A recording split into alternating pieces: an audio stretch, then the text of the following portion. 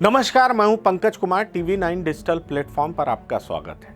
आज हम health class में बात करेंगे कि डेल्टा प्लस वेरिएंट से क्या तीसरा लहर आने वाला है। जी हां, और क्या इससे बेहद सावधान रहने की जरूरत है।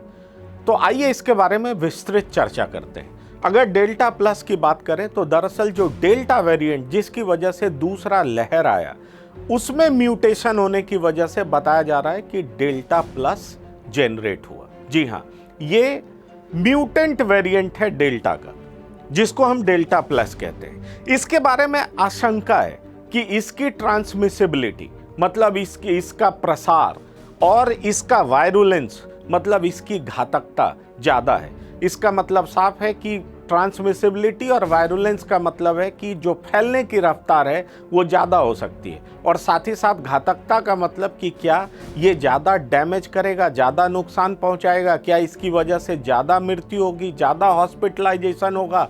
ये इस तरह की आशंका जताई जा रही है। पर मैं आपको साफ कर दूं कि अभी इस पे शोध चल रहा है, जांच चल रही है, इस पे स्टडी हो रहा है, और उसके बाद ही कोई फर्म कंक्लूजन पर पहुंचा जा सकेगा।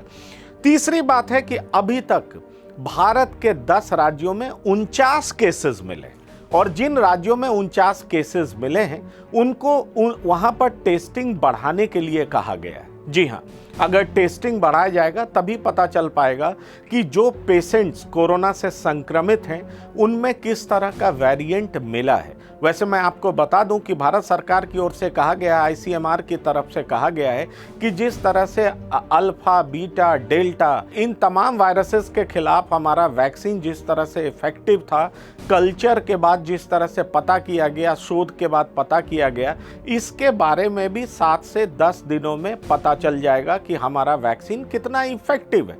जी हाँ, साथ ही साथ मैं आपको बताना चाहूंगा कि सबसे पहले डेल्टा प्लस क्या है। सबसे पहले ये 11 जून को इंग्लैंड में रिपोर्ट हुआ।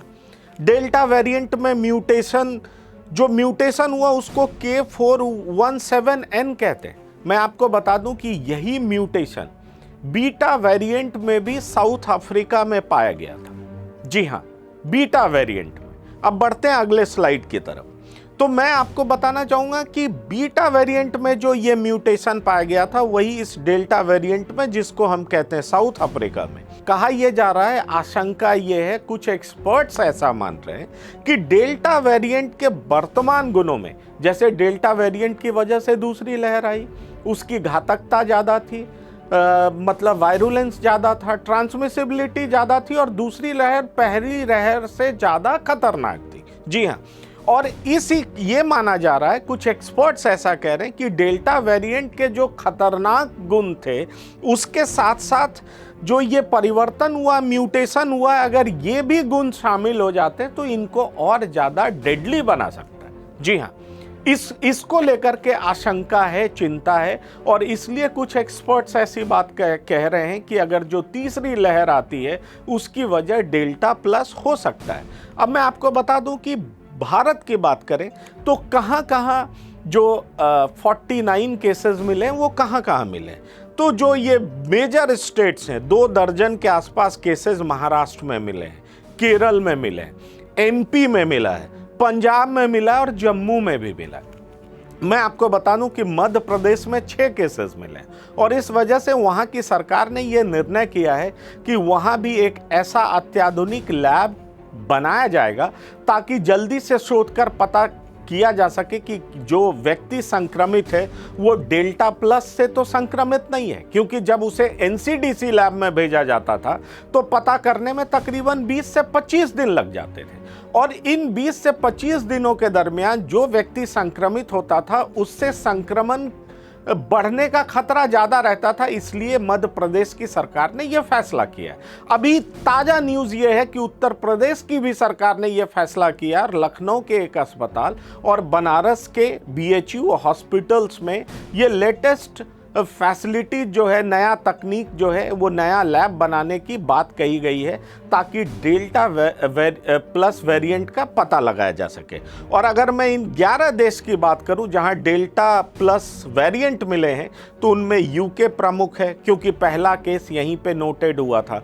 दूसरा हम बात करें Canada, Japan, US, Turkey, Nepal और रूस शामिल है इन देशों में जहां की डेल्टा प्लस वेरिएंट मिला है। और ये चिंता सिर्फ भारत के लिए नहीं है, दुनिया के देशों के लिए भी है और तमाम देश इस बारे में अपना अपना ओपिनियन दे रहे हैं। और ये जो एक खतरनाक बात जो सामने आई है, जो कि शाहिद जमील, जो कि जो कंसोर्टियम है, कई लैब्स का जो कंसोर्टियम बना था और ये बेहद प्रमुख वायरोलॉजिस्ट माने जाते हैं, उन्होंने ये कहा कि जिस तरह से जो बीटा वेरिएंट था उस पे मोनोक्लोनल एंटीबॉडीज काम नहीं करता था, क्योंकि ये म्यूटेशन पे मोनोक्लोनल एंटीबॉडीज काम नहीं करता है। तो ये चिंता की बात है, क्योंकि मैं आपको बता दूं कि डोनाल्ड ट्रंप जब बीमार हुए थे तो उन्हें मोनोक्लोनल एंटीबॉडीज, जिसको रीजेनरोन कहते हैं, उनकी मदद से, उस दवा से ही उन्होंने ये दावा किया था कि उनका उपचार किया गया। तो जाहिर तौर पर ये तमाम तरह की आशंकाएं हैं कि डेल्टा प्लस वेरिएंट पे क्या हमारा वैक्सीन कारगर हो पाएगा या नहीं। पर मैं आपको ये बता दूं कि एक दूसरा स्कूल ऑफ थॉट भी है।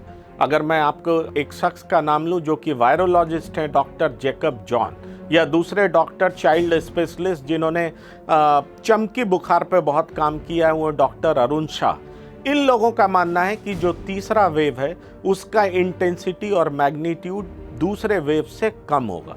उनका यह कहना है कि डेल्टा और डेल्टा प्लस डेल्टा का माइनर वेरिएशन है और वो उतना ज़्यादा इफेक्टिव नहीं होगा। साथ ही साथ उनका ये भी कहना है कि अक्टूबर तक या अक्टूबर के अंत तक जिस तरह से वैक्सीनेशन बहुत ज़्यादा तेज़ चल रहा है, तो ये पेंडेमिक, जो कोरोना का पेंडेमिक है कोविड की वजह से, जिसको हम महामारी कहते हैं, वो पेंडेमिक महामारी ना होकर के एक बीमारी बन जाएगा, वो एक एंडेमिक बन जाएगा। और धीरे धीरे जब वैक्सीनेशन की प्रक्रिया पूरी हो चुकी होगी, लगभग 100 करोड़ लोगों को वैक्सीन दिया जा सकेगा, उसके बाद ये जो महामारी है वो एंडेमिक में कन्वर्ट होगा और उसके बाद धीरे धीरे ये ख़त्म हो जाएगा। उनका ये दावा है। तो निश्चित तौर पर ये एक अच्छी बात है जो डॉक्टर जैकब जॉन दावा कर रहे हैं। बट फिलहाल अगर कहा जाए तो भारत सरकार की तरफ से ये कहा गया है कि 10 दिनों के अंदर कल्चर के जरिए स्टडी किया जाएगा और पाया जाएगा कि दरअसल ये जो वेरिएंट है वो कितना खतरनाक है और इस पर हमारा वैक्सीन कितना प्रभावी है। धन्यवाद, नमस्कार।